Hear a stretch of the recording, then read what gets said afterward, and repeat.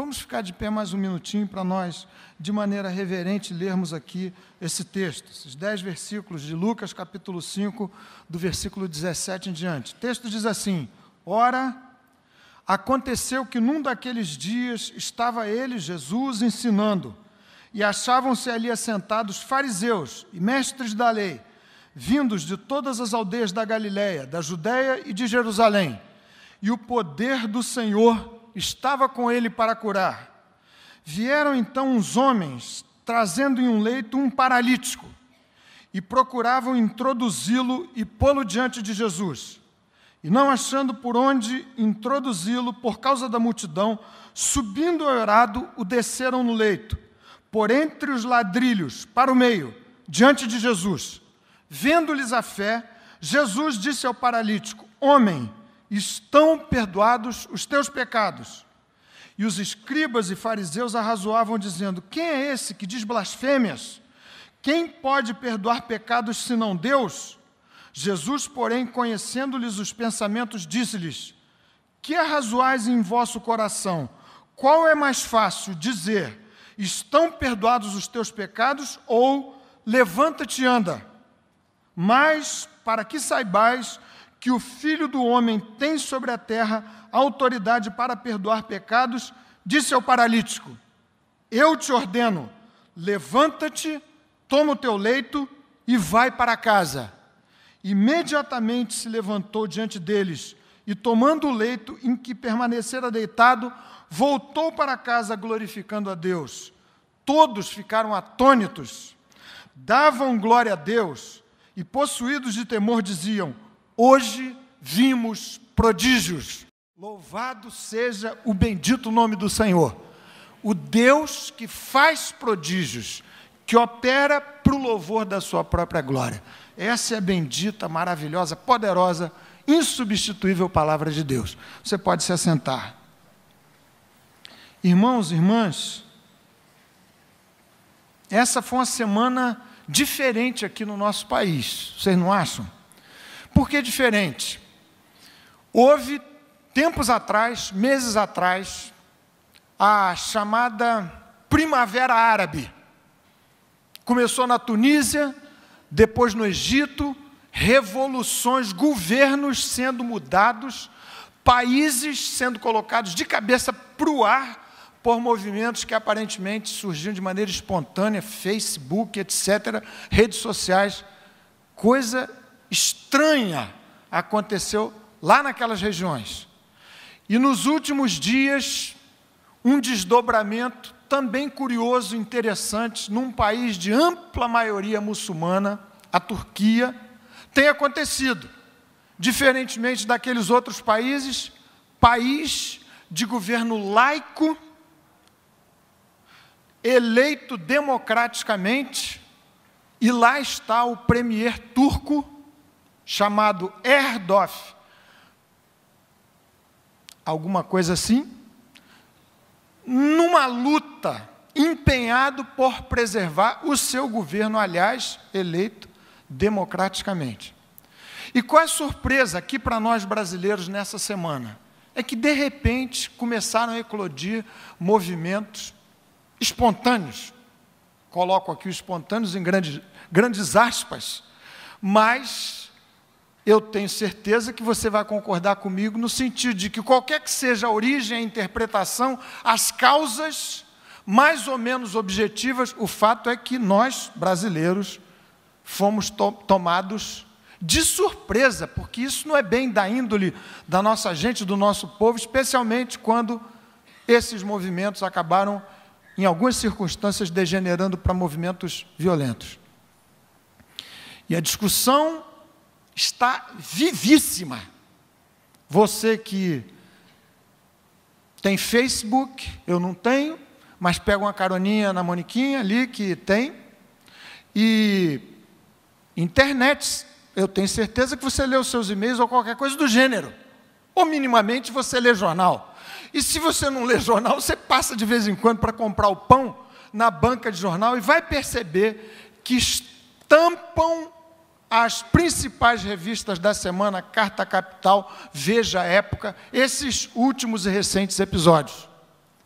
E a discussão é a seguinte, entre outras, curiosas e interessantes, afinal de contas, quais são as razões por detrás desses movimentos? Será que são os 20 centavos da passagem?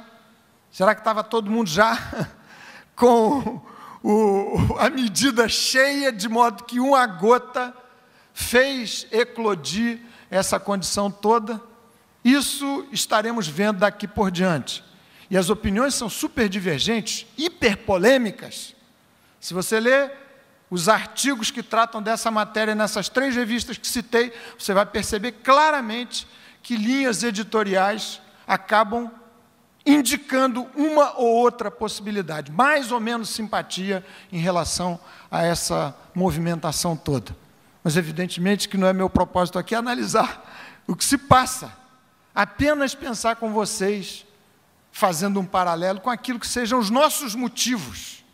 Alguns, a propósito desses movimentos, têm dito, parece que é um movimento mais ou menos do tipo daquela música do Ultraje a Rigor, dos rebeldes sem causa. Não há um delineamento muito claro a propósito a respeito do que motiva essa situação toda. Refletindo sobre a nossa vida de igreja, 47 anos de existência,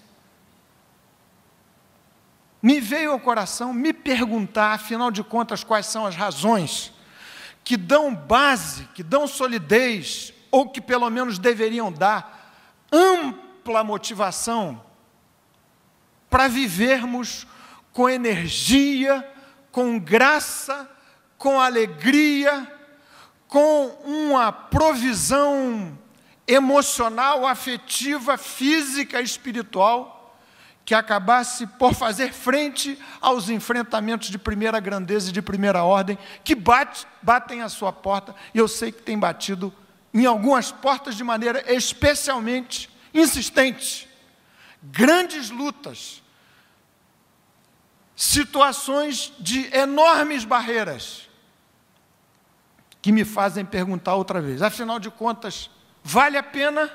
E se vale a pena, por que vale a pena viver, lutar, batalhar, se comprometer, existir com significado e valor e, eventualmente, vir a morrer? Por essas razões. A primeira delas é super óbvia.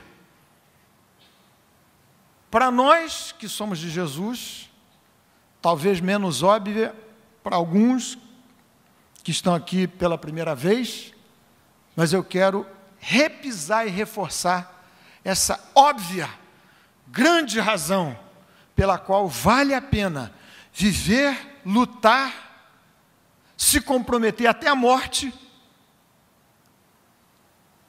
fazer conforme o que a gente acabou de cantar, mais do que esporádicos compromissos com essas causas e com o Senhor Jesus. É a nossa identidade, a minha identidade e a sua identidade, desde que você se apresentou diante do Senhor com o seu coração e a Ele se entregou. Nossa identidade comum é razão suficiente, bastante, completa, consistente, para me fazer viver com todo o empenho, com toda a energia, ir às ruas se necessário for, e eventualmente vir a morrer. Que identidade é essa? Para que não se passe com a nossa vida, com o nosso caminhar, como o que eu li a propósito desses movimentos que acabei de citar, de um sociólogo da PUC que escreveu, fazendo referência a um quadro famosíssimo de um dos mais aclamados e famosos filmes de todos os tempos. E ele fez referência a essa inexistência de razões, de causas, se lembrando do personagem do genial Chaplin, que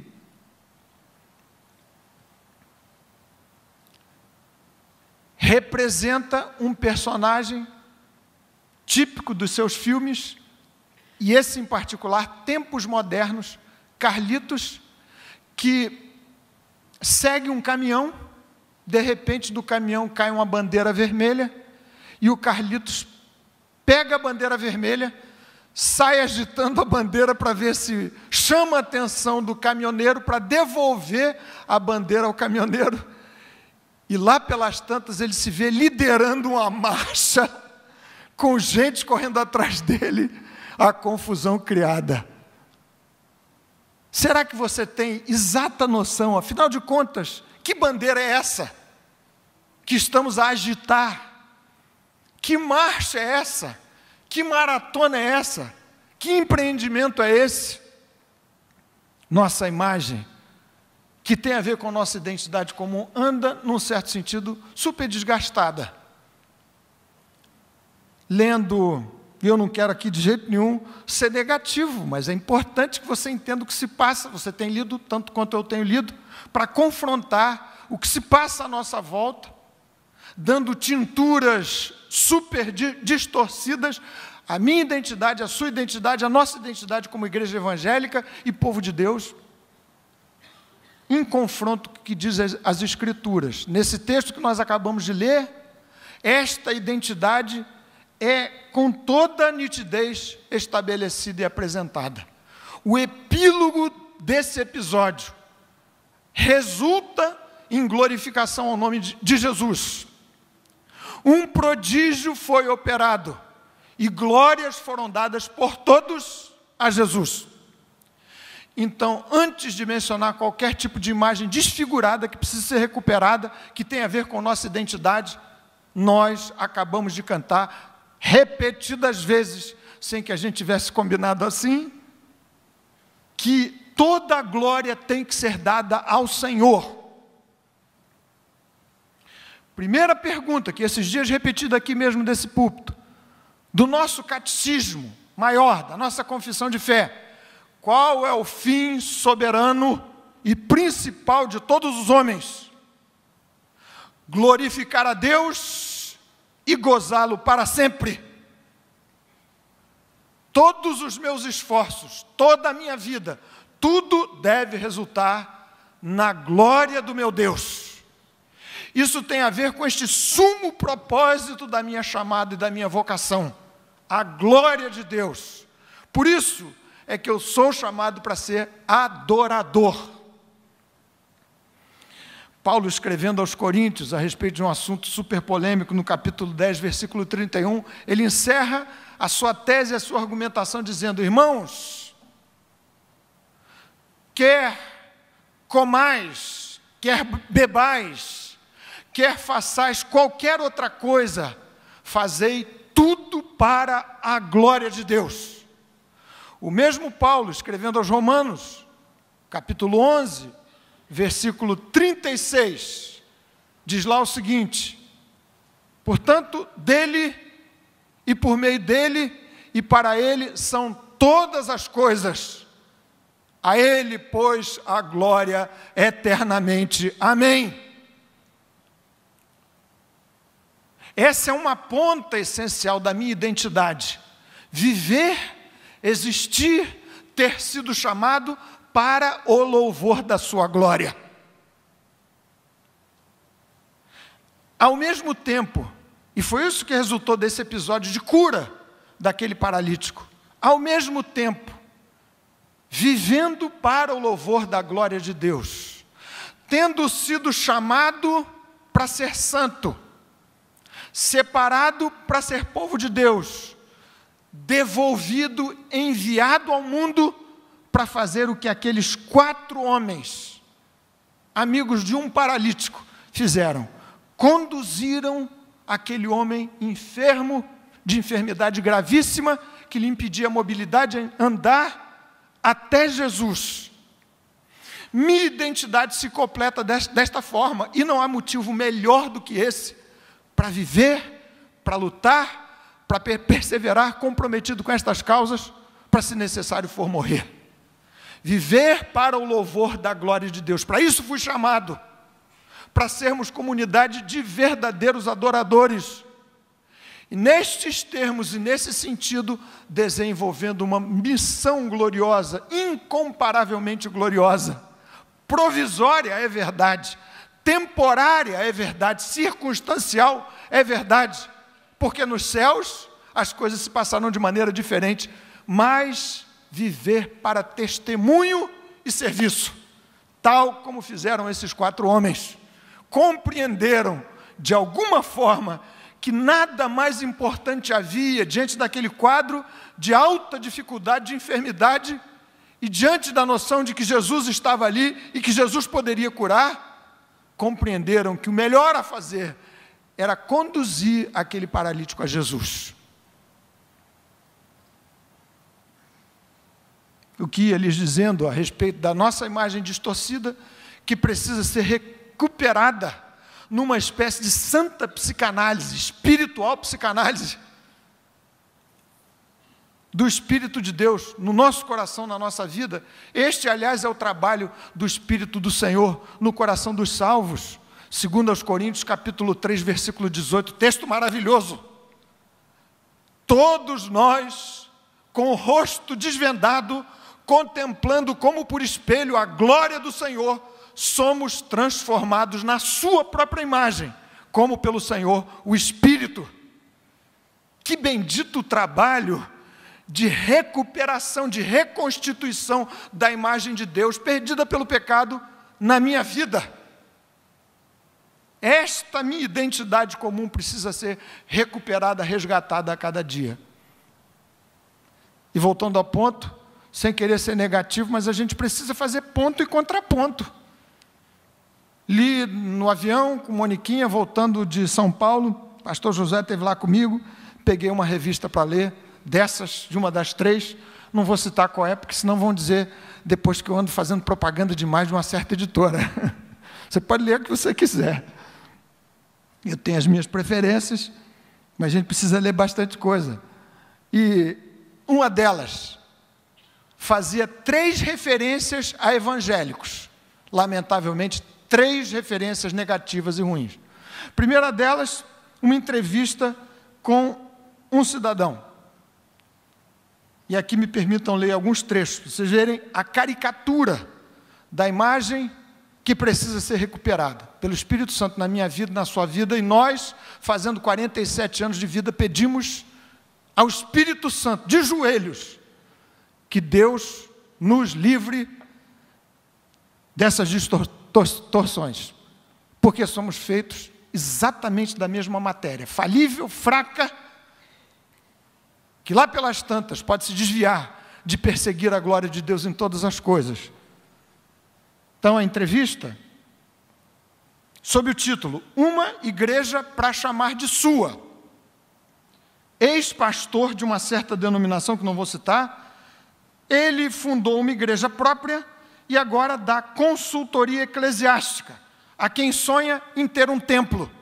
Interessantíssimo. Será que a gente vai chamar esse indivíduo aqui, pedir uma consultoria a ele? Ele diz assim, a primeira pergunta do repórter, que tipo de gente procura a sua consultoria?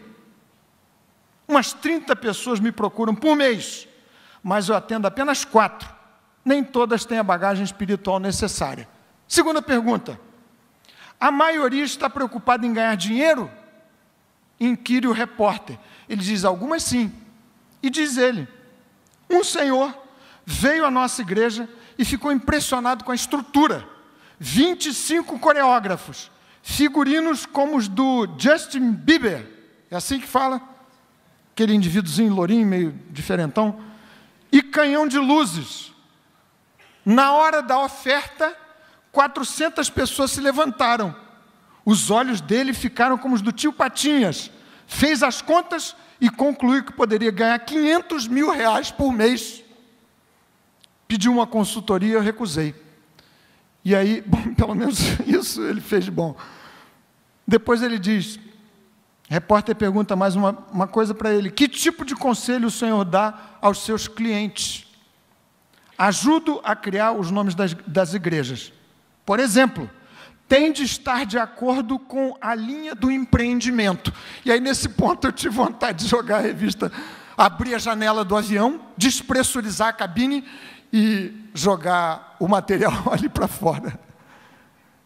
Empreendimento?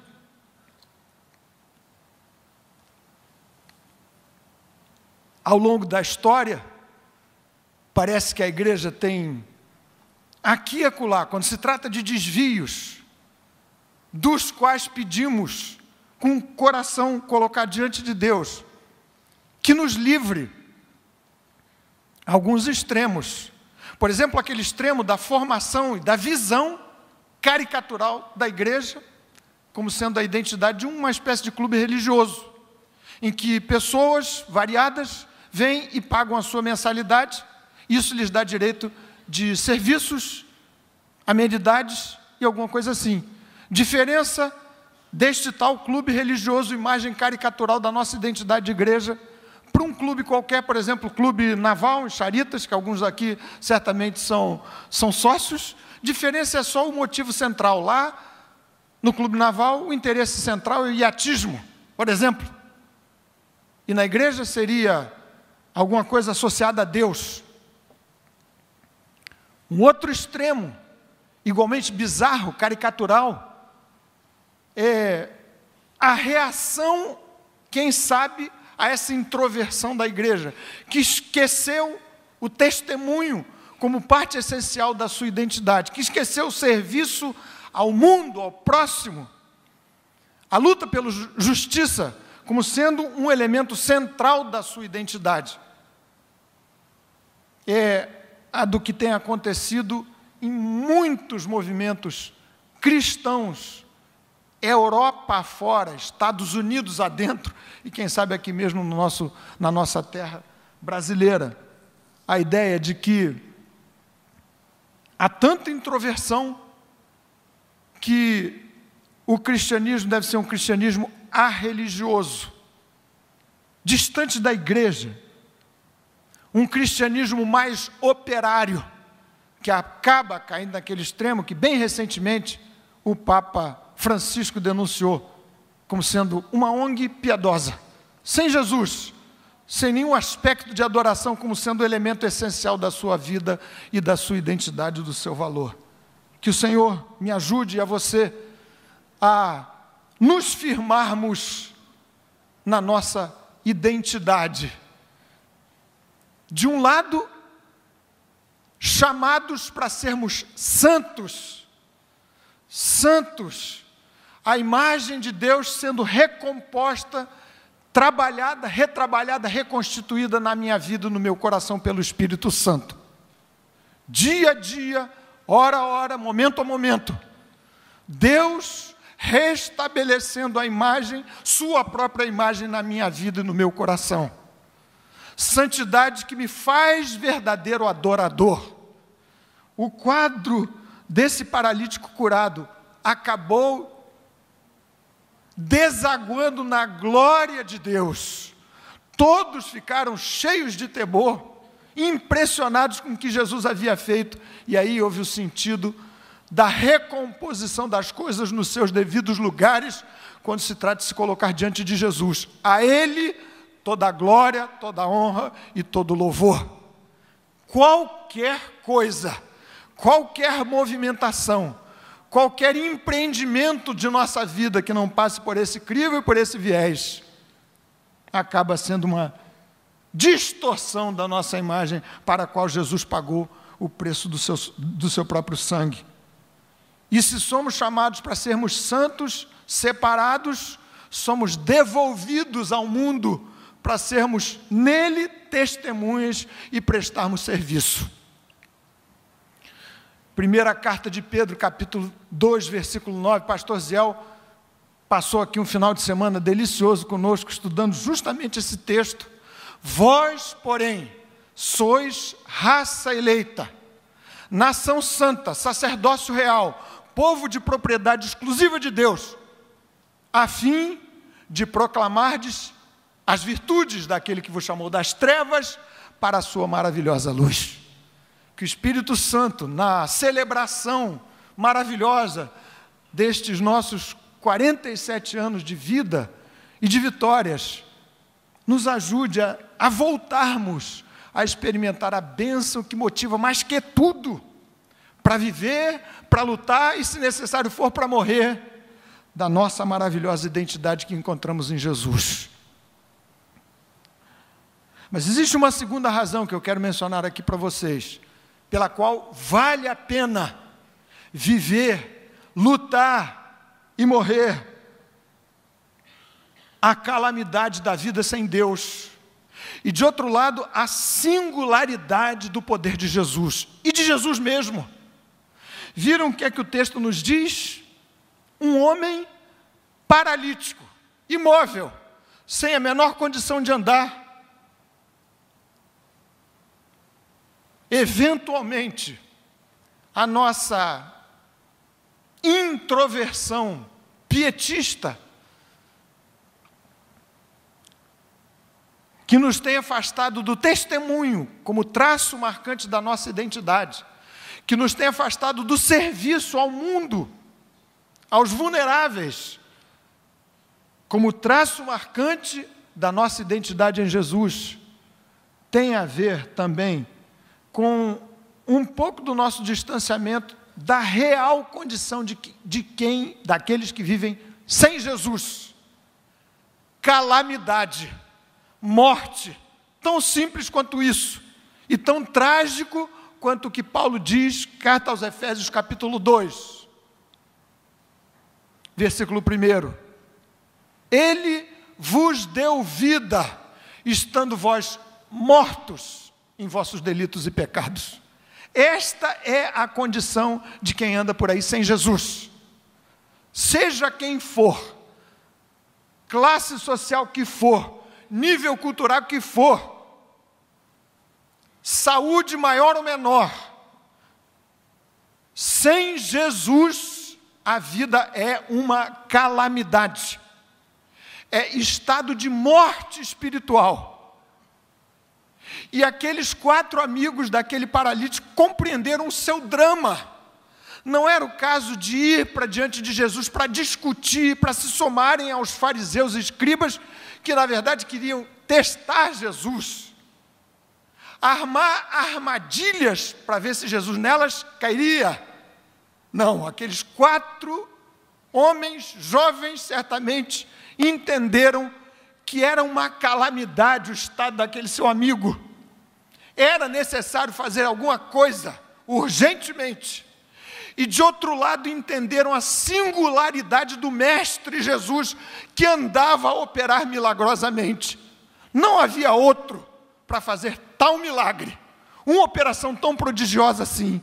Então, compreendendo o drama daquele homem e o poder de Jesus, o texto diz, o poder de Deus estava com Jesus para curar, sendo Ele próprio Deus, facilitaram esse encontro, sabiam que era urgentíssima a operação de levarem aquele paralítico até a presença de Jesus. Eu preciso entender muito mais, eu estou falando para mim, como pastor dessa igreja, para você também, para você refletir comigo. Nós precisamos compreender mais, urgentemente, a calamidade de quem vive sem Cristo. Ao meu lado, caminhando dia a dia, passando pelo trajeto da minha vida. Sem Cristo é calamidade. Sem Cristo é paralisia, é morte. E se a situação não parece tão calamitosa como a que eu estou a descrever, é só questão de tempo. O texto de Provérbios diz que aos loucos a sua sensação de bem-estar os leva à perdição. Sem Jesus é loucura, mesmo que haja uma circunstancial sensação de bem-estar. Paralisia, paralisia. E aqueles 4 bravos, heróicos homens entenderam que nada mais importante havia do que conduzir o paralítico à presença de Jesus. Entenderam que não era para conduzir o paralítico à presença dos escribas, dos fariseus, da igreja estabelecida, por assim dizer, institucional, mas do Mestre, Jesus, aquele que poderia operar um prodígio. E assim se deu, e assim se fez.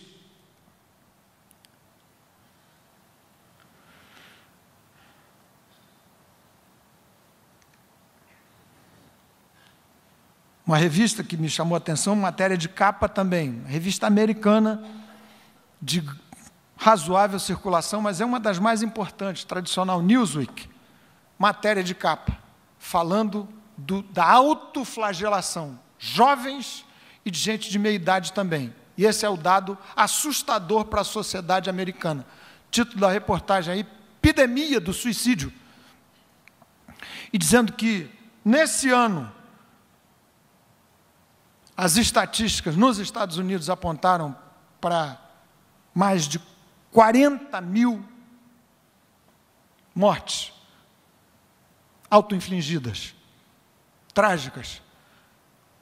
Número 1 nas estatísticas, vindo em seguida questões associadas a problemas cardíacos, em terceiro lugar, questões associadas à violência no trânsito, mesmo lá, país desenvolvido.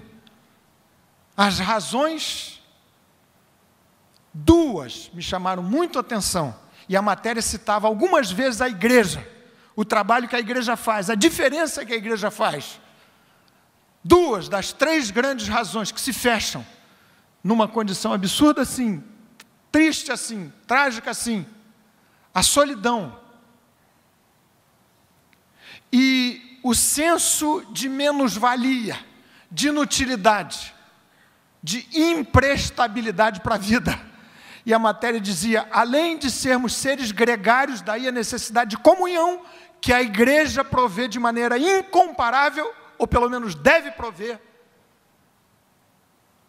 também, andando com Jesus, há esse senso de missão a executar. E o articulista da Newsweek dizia o seguinte, olha, além de sermos gregários, nós temos um desejo de sermos heróis, de ajudarmos, de fazermos o bem, e isso dá sentido à vida. E sempre que se perde esse senso de valor, de contribuição para o bem social, alguma coisa começa a se descompor, se desajustar, se desarrumar no nosso coração.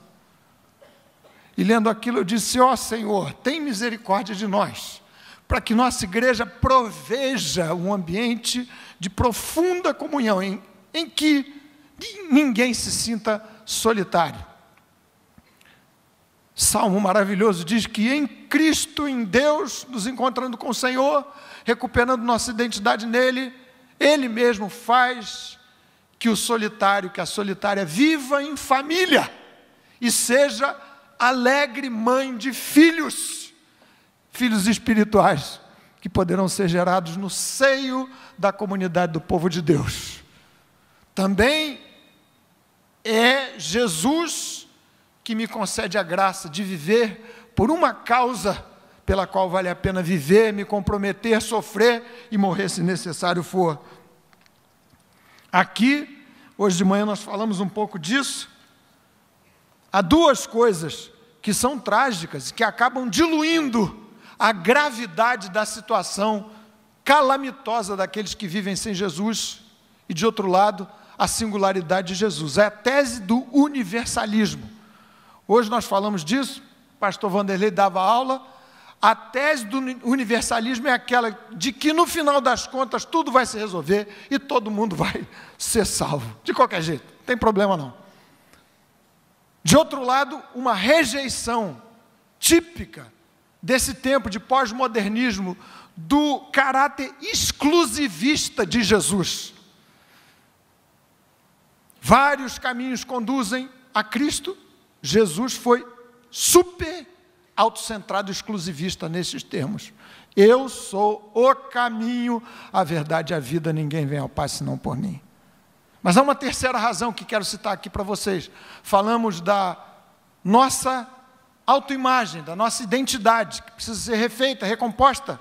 Adoradores com missão específica, precisa, bem definida, de testemunho e serviço.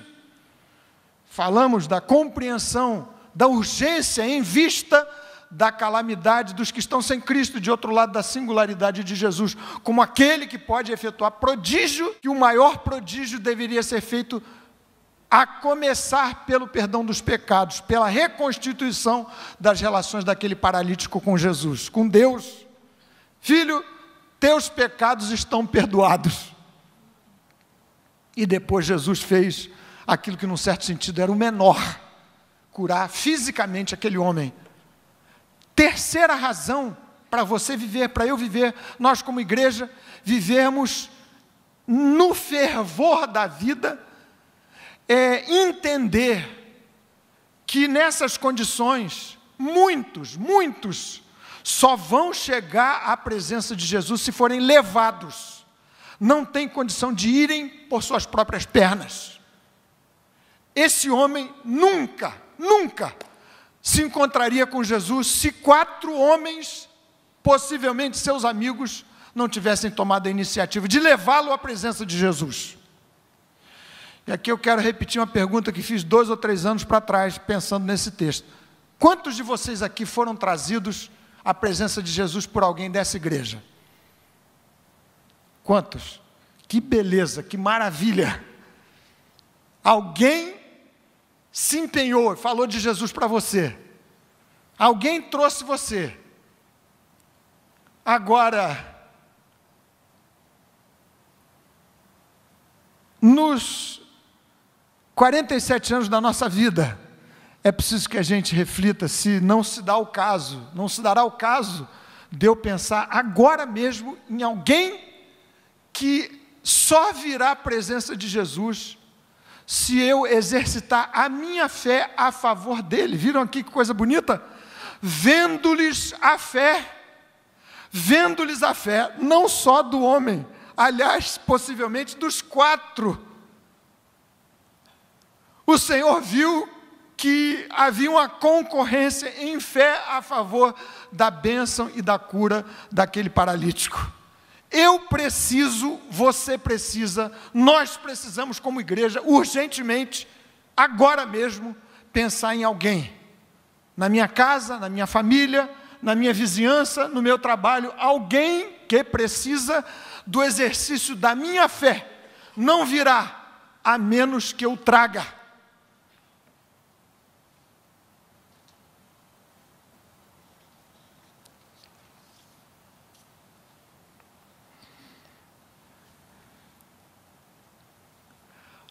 A lógica do exercício missionário, que aparece em Romanos capítulo 10, versículo 14, versículo 15, é extraordinária. Todo aquele que invocar o nome do Senhor será salvo. E prossegue Paulo desfiando uma lógica de profunda beleza e alto comprometimento para mim, que me identifico com Jesus, que fui salvo pela cruz, por seu sangue derramado ali. Diz Paulo, todo que invocar o nome do Senhor será salvo. Mas ele pergunta, como invocarão aquele em quem não creram? E como crerão naquele de quem nada ouviram? E como ouvirão se não há quem pregue? E como pregarão se não forem enviados?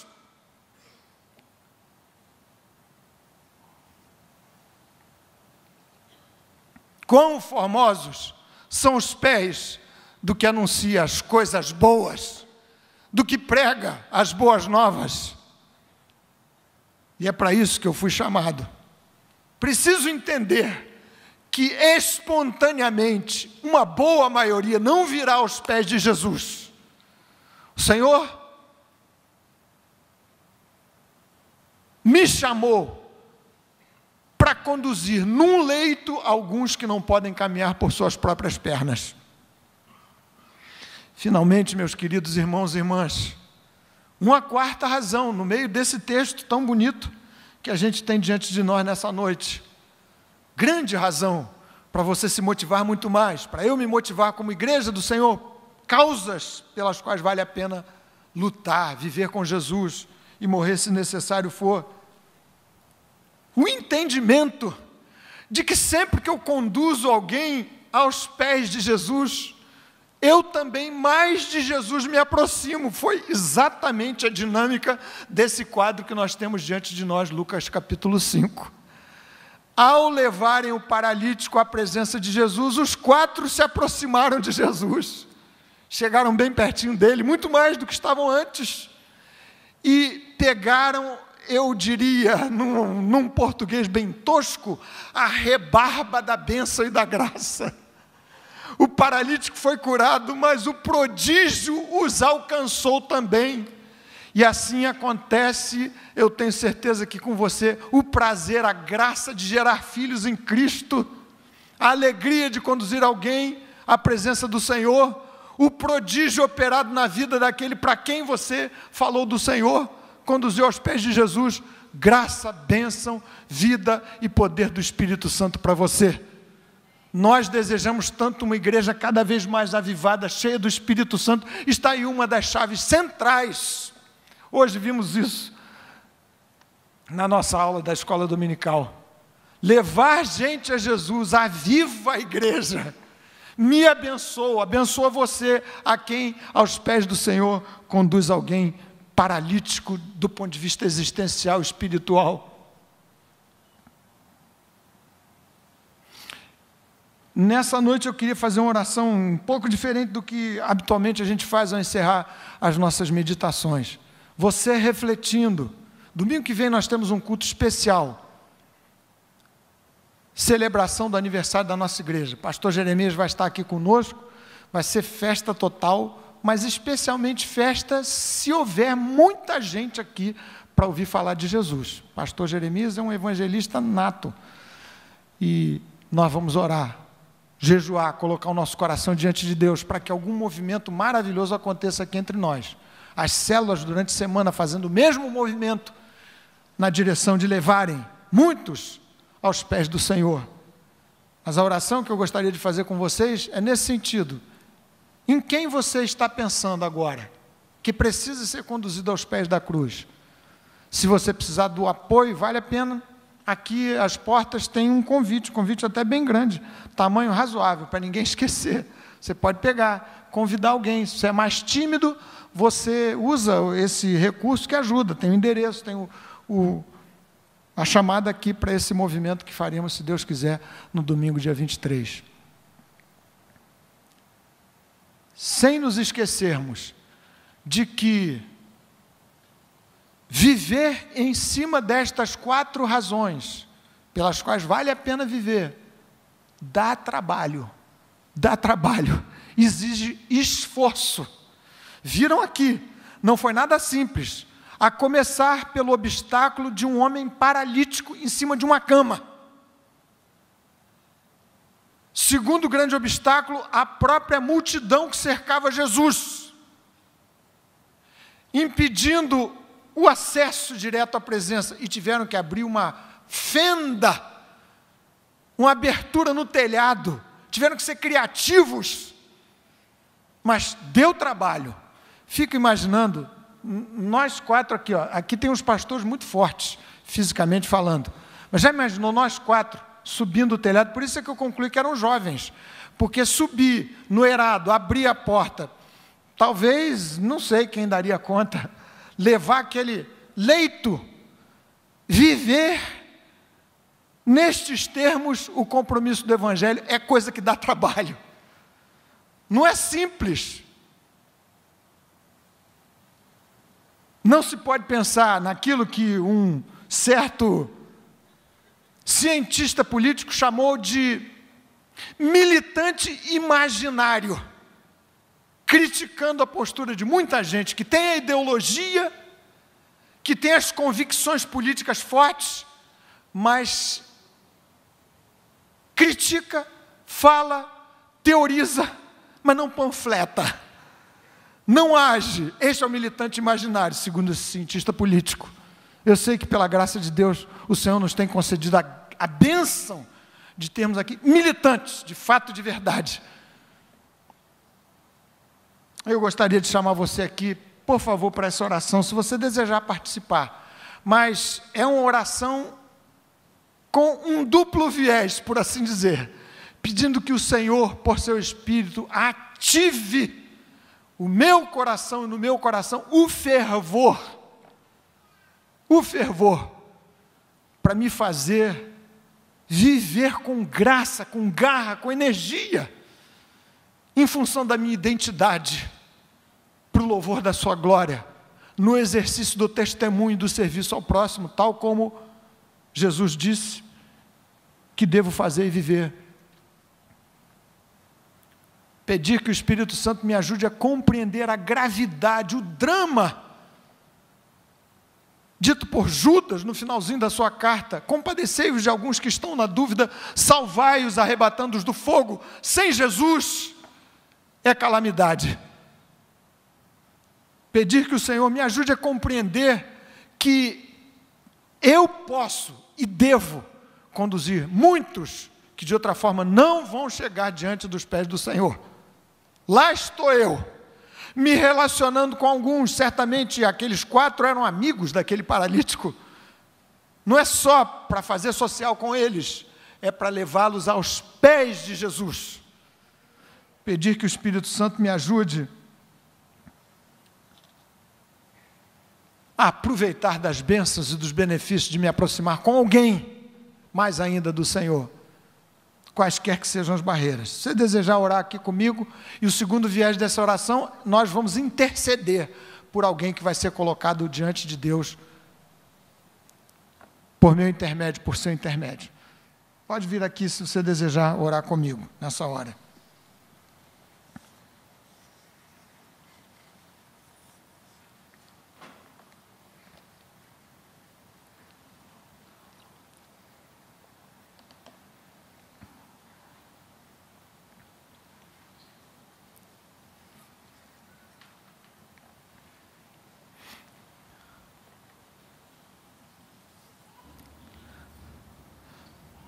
Senhor, são tempos confusos à nossa volta, tempos trabalhosos, uma sinalização de que avançamos de fato para o fim.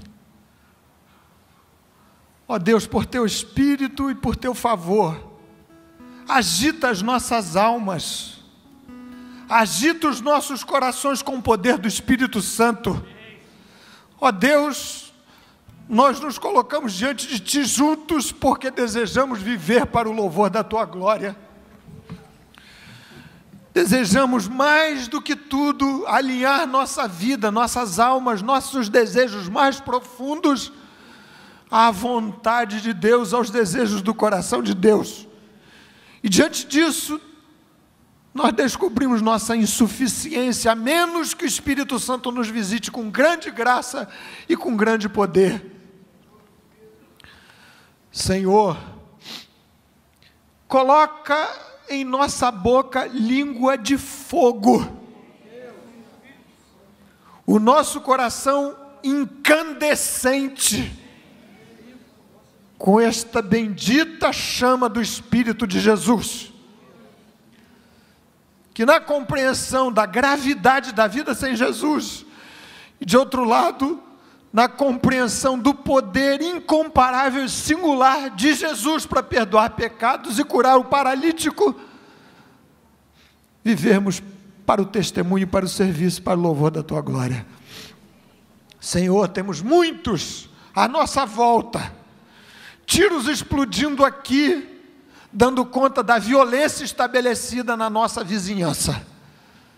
Situação séria e grave, o Senhor nos plantou aqui, é para alguma coisa especial, e te rogamos que isto possa acontecer, em nome de Jesus. Senhor, onde quer que cada um esteja, na sua casa, na sua vizinhança, no trajeto do trabalho para a sua casa, ônibus, carros, onde for, ó Deus, usa-nos com intenso e novo poder. Dá-nos a inteligência, a criatividade, a bênção